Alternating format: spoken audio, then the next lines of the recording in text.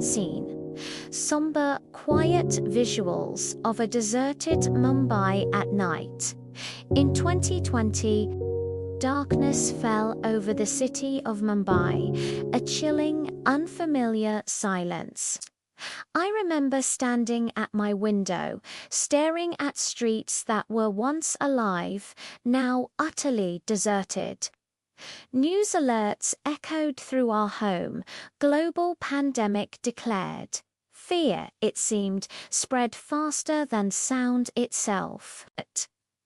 I saw the exhaustion etched on my mother's face, hidden behind a mask. "Why is the world so quiet?" I whispered into the stillness. From the corner of the room, my grandmother's voice, calm after her prayers to Lord Ganesha, broke the silence.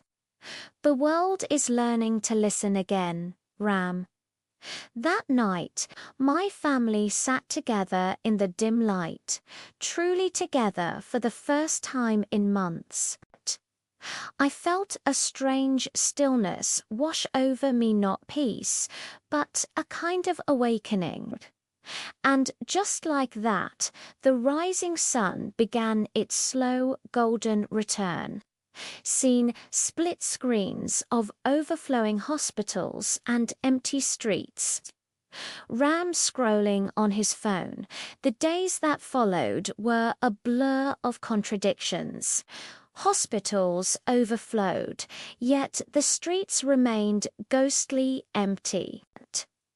I scrolled endlessly through my phone, a constant stream of chaos from every corner of the globe.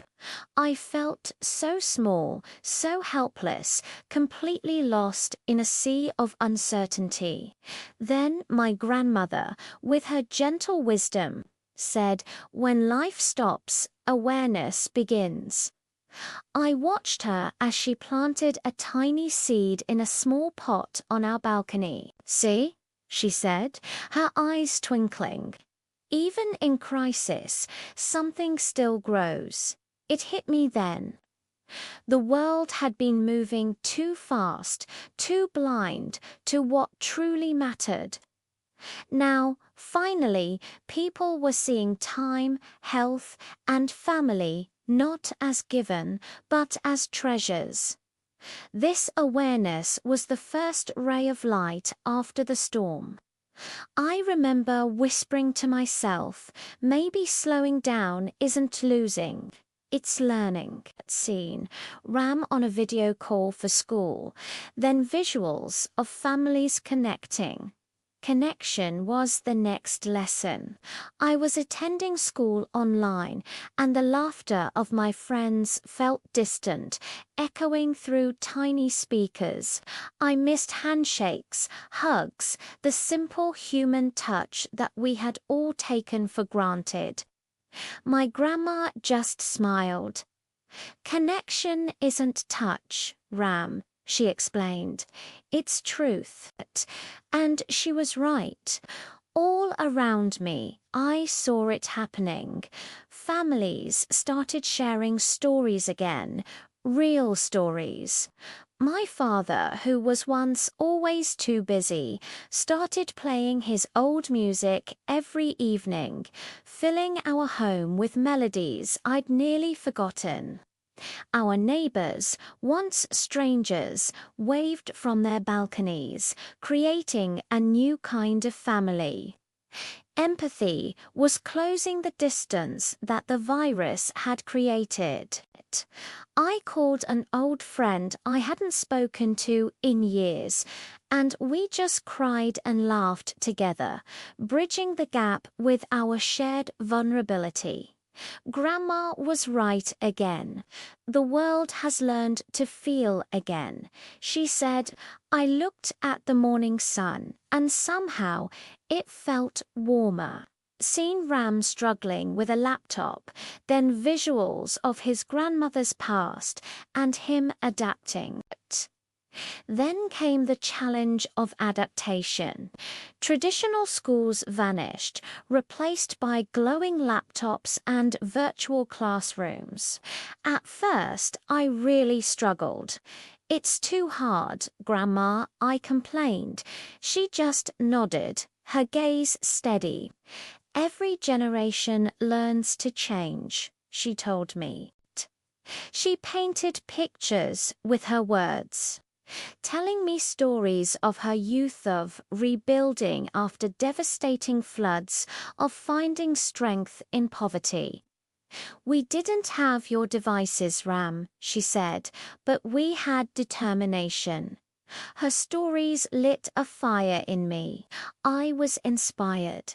So I adapted.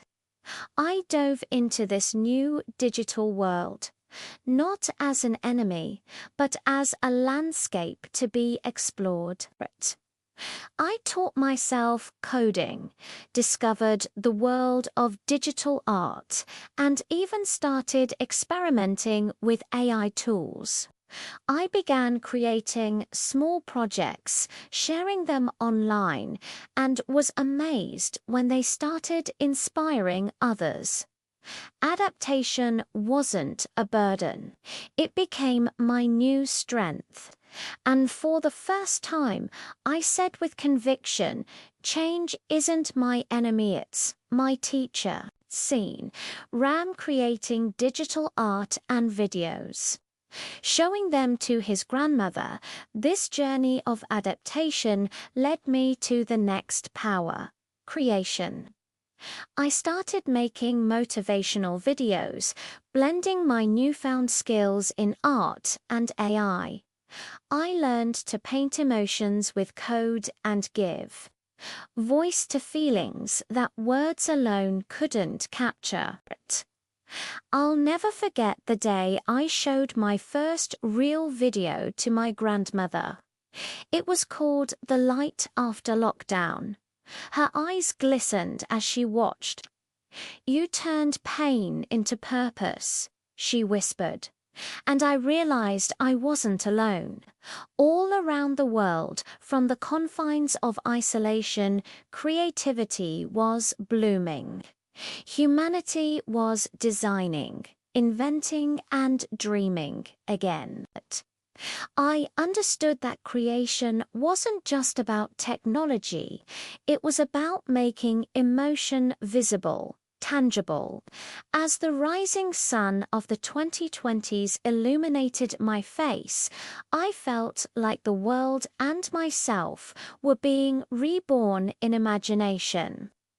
Seeing Ram and his grandmother at sunrise years later ends with a powerful montage. Years have passed. The world has healed, scarred but stronger. I stood at the sunrise, beside my grandmother. The silence now filled, not with fear, but with peace. I leaned over and whispered, "We didn't just survive. We awakened." The rising sun of the 2020s didn't give us machines, gave us meaning, awareness, connection, adaptation, creation, and finally, hope. These are our new powers. And the light we were all searching for, it was within us all along. I went back inside and uploaded my final video, the culmination of this entire journey. Its title was simple: "The Power Given by the Rising Sun of the 2020s. The story of the last few years teaches us one profound truth. We were never ending. We were evolving. The light has returned, and humanity is rising again." Thank you so much for joining me on this journey today. If this story resonated with you, please consider liking this video and subscribing for more content that explores the strength of the human spirit. Until next time, stay hopeful.